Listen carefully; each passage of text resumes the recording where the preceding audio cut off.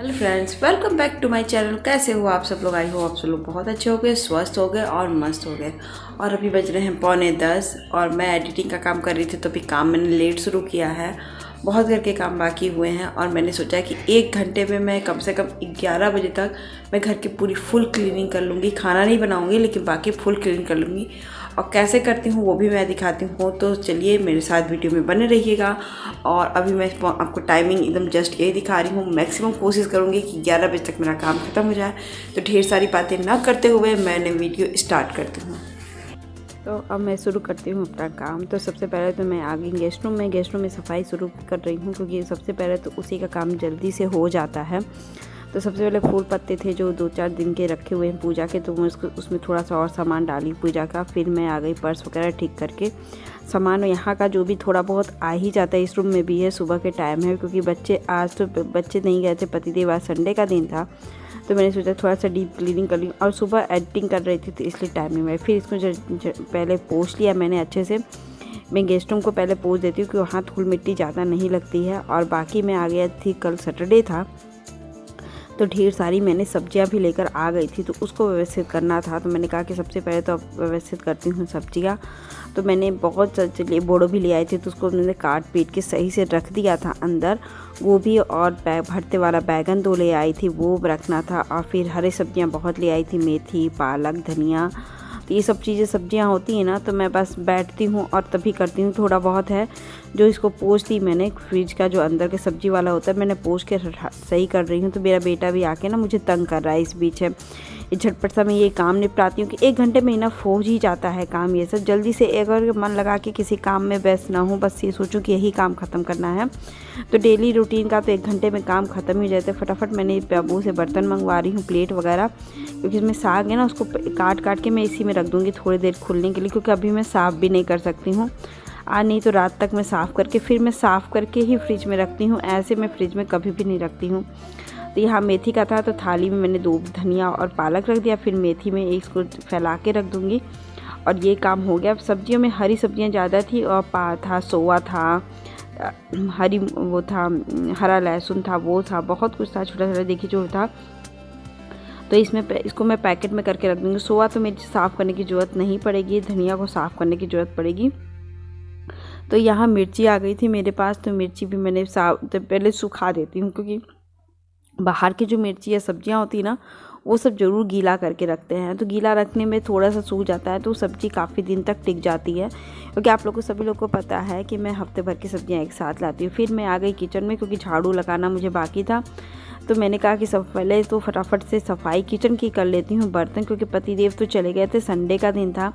तो बच्चे के रहते हुए पहले सफाई का काम पहले होना चाहिए, क्योंकि बच्चे तो सफाई हो जाता है ना, तो घर भी गंदा नहीं। और बेटा मेरा तो सुबह ही नहा लिया था, उसमें कोई दूर नहीं था। वो नहा के ब्रश करके तुरंत नहा लिया। तो मम्मा कहा कि मुझे नहला दो, तो मुझे लगा कि हाँ, उसको मैं नहला के फिट कर दी। क्योंकि क्या कि सुबह अब ठंड का दिन है ना, तो एक रूटीन रहेगी, तो उससे इसको भी तबीयत नहीं ख़राब होगी। तो यहाँ देखिए फटाफट से मैं बर्तन साफ़ कर लेती हूँ। और साफ़ करने के बाद ही मैं इसको एकदम, किचन में ना 2-4 बर्तन ही थे, रात के खाने के बर्तन रह ही जाते हैं, मेरे से नहीं हो पाता रात को धुलना वगैरह। तो किचन का रेक तो मैं एक बार पोंछ देती हूँ, सब कुछ करते हुए, लेकिन सिंक में बर्तन रह जाते हैं। कभी सोचती हूँ कभी धुल भी देती हूँ, कभी कभी नहीं भी धुल देती। देखिए यहाँ किचन के सब बर्तन धुल गए मेरे थे। तो एक बार जब किचन के बर्तन धुल जाते हैं ना, तो एक बार रेक फिर से मैं पोंछ ही देती हूँ। अभी 2-3 दिन पहले मुझे अच्छे से डीप क्लीनिंग किया था, आप लोगों ने देखा था। तो अब मैं हल्का सा बस पानी से अच्छे से पोंछ दूँगी, गीले कपड़े से ही उसको। तो कि डेली वो सुबह भी रात को पोंछाया था, फिर सुबह में मैंने ये सब साफ़ किया, नाश्ता बनाया तो पोंछ दिया। उसके बाद फिर मैं आ गई गेस्ट रूम में, गेस्ट रूम में कह रही हूँ, बेडरूम में आ गई। अपने बेडरूम में टीवी चला रही हूँ। सबसे पहले तो टीवी चला के अपने बेटे को दे देती हूँ, क्योंकि सब वो ना बहुत ज़्यादा तंग करता है क्लीनिंग करते वक्त। तो मेरा 1 घंटे में नहीं हो पाता था, लेकिन अभी मैंने कहा कि उसको समझाया कि आप बैठो टीवी को, कि मैंने उनको नीचे नहीं जाने दिया है और कहीं पर भी जाने नहीं दिया, घर पर ही रहो, टीवी देखो अपना। क्योंकि बच्चों का होता है ना, इधर उधर ठंड में, शुरुआत के ठंड में इधर उधर जाते हैं ना, तो सबसे पहले उनको कोल्ड पकड़ता है। और कोल्ड तो जानते ही हैं कि कहने के लिए कुछ बीमारी नहीं होती है, लेकिन बहुत बड़ी बीमारी हो जाती है बच्चों के लिए, बड़ों के लिए, सबके लिए। और ऐसे ही एटलीस्ट सबको हो ही रहा है। तो अभी देखिए बेड मैंने ठीक कर दिया, चादर वगैरह कंबल भी मैंने फोल्ड कर दिया था। और अभी मुझे अलमारी भी ठीक करनी, क्योंकि अंदर धूल मिट्टी तो घुसती ही घुसती है, खुली भी रहे तो भी।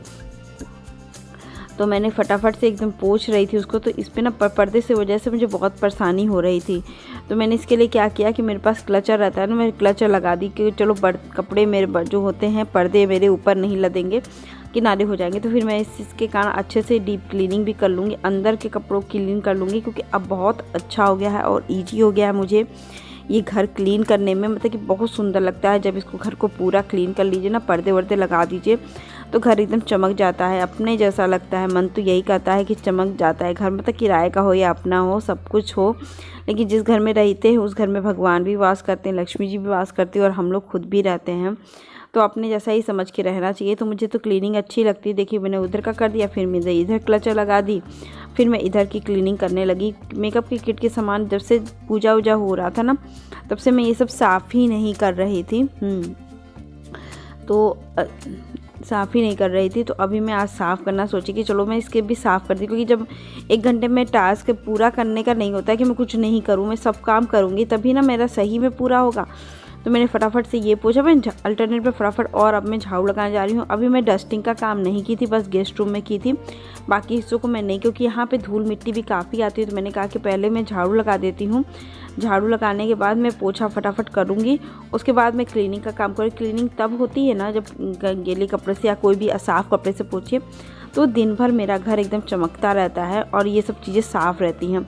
तो मैं जो साफ़ करती हूँ वो दिखा रही हूँ। फटाफट मैंने पहले झाड़ू लगा दिया है, झाड़ू लगाने के बाद मैं पोछा लगाने चली आई। इसको पोछे में ना मैं पोछा लगाती हूँ तो मैं ऐसे ही लगाती हूँ, जिसके कारण मेरी थोड़ी शरीर की भी एक्सरसाइज होता है। जी डंडे वाले पोछे से मैं कभी नहीं लगाती हूँ। मॉपिंग ये सब करना, मुझे हाथ से ही मॉपिंग करना अच्छा लगता है, जिसके कारण जो कोने कोने में गंदगी होती है वो भी आपको दिख जाती है। ऊपर से नहीं दिखती है लेकिन नीचे से दिख जाती है बैठे बैठे, और आपके शरीर की भी एक्सरसाइज हो जाती है। इतना तो हम लोग पास टाइम नहीं होता है कि हम उठे, क्योंकि मैं थोड़ी सी आलसी हूँ। तो मैंने कहा कि चलो ये भी कहे कि ले आते हैं, लेकिन मैंने कहा कि नहीं, मुझे हाथ से ही लगाना पोछा अच्छा लगता है। तो फिर देखिए इसके बाद मैं गेस्ट रूम में पोछा लगाऊंगी, क्योंकि ये मैं ले जाके पूरा बाहर बालकनी तक में साफ़ करती हूँ, क्योंकि मैं रोज़ पोछा बालकनी में लगाती हूँ। भले वहाँ पे ने कुछ भी नहीं रखा है, लेकिन बालकनी में भी क्लीनिंग रोज़ के रोज़ करनी पड़ती है मुझे थोड़ी सी। तो वो मैं क्लीनिंग बाद में दिखाऊंगी। मैं की तो थी, लेकिन बहुत नहीं होता है, वहाँ मैं रिकॉर्ड नहीं कर पाई, मैं भूल गई रिकॉर्ड करना वो चीज़। तो मैं इसके बाद चली जाऊँगी वही पानी लेकर बालकनी में, फिर ग्रीन वाला वो रेक मतलब कि रेलिंग सब मैं पोंछ देती हूँ। और इसके बाद मैं अपना क्लीनिंग का आखिरी काम करूँगी, डस्टिंग का काम करना। मैं गीले कपड़े से नहीं, तो सबसे पहले तो मैं जाके किचन का एक चीज़ साफ़ करना था। मुझे बहुत 2-4 दिन से मैंने नहीं साफ़ किया है। मैं बता रही थी ना पूजा की ये डिब्बे, इसके लिए सबसे पहले तो मैंने गीला कपड़ा ले लिया है अपना जो डस्टिंग का होता है, उससे ना इसमें धूल मिट्टी जड़ जाती है, तो गीले कपड़े से अच्छे से पोंछ जाते। मैंने पहले गीले कपड़े को अच्छे से वॉश किया, फिर उस गीले कपड़े को लेकर के मैं अभी आ रही हूँ बर्तन को डिब्बे को पोंछने। इसी कारण एकदम डिब्बे भी चमकने लगते हैं, और मैं आपको दिखाऊंगी कैसे चमक रही है। ऊपर से जो धूल मिट्टी दिखती है ना, वो नहीं दिखती है, वो एकदम अच्छा सा सुंदर सा बनता है, दिखता है। तो सफाई इसी तरह होती है, आप झटपट कोई चीज़ कर लो तो नहीं, डेली कुछ ना कुछ करते रहो तो क्लीनिंग होती रहती है। ये हिस्सा मुझे, क्योंकि वहाँ पे मेरे घर में बंद था, ड्रॉर था, मॉड्यूलर किचन था, तो उसमें अंदर रहता था तो दिखता नहीं था। यहाँ दिखता है तो मुझे सही से रखना पड़ता है, ये भी आप समझ ही सकते हो। तो मैंने देखिए फटाफट से किचन की क्लीनिंग कर ली है। क्लीनिंग में टाइम लगता है थोड़ा सा, नीचे का भी मैं इसी तरह पोंछ देती हूँ, और सबसे नीचे तो पोछे से ही हो जाता है। फिर बाकी मैं फ्रिज को आ गई क्लीन करने, क्योंकि ये सब चीज़ें मैं रोज़ ही करती हूँ। ये नहीं है कि मैं आज कर रही हूँ, आज दिखाने के लिए सब चीज़ें। देखिए उधर की भी खिड़की मैंने की थी, तो उधर की करके बाद में आ गई अपने कमरे की खिड़की को, क्योंकि यहाँ ना थोड़ी छोटी छोटी मिट्टी लगे, जिसको एक बार वो हाथ से गीले कपड़े से पोंछ दीजिए ना तो साफ़ हो जाते। इधर मैंने टीवी पोंछ दिया और मेरी किचन की एकदम क्लीनिंग हो गई थी पूरी। और अभी मैं आ गई, ये देखिए कमरे अंदर, मतलब कि यहाँ पे थोड़ा सा कमरा ठीक कर थी, वहाँ मेरा बेटा भी खेल रहा था तो दिख नहीं रहा था।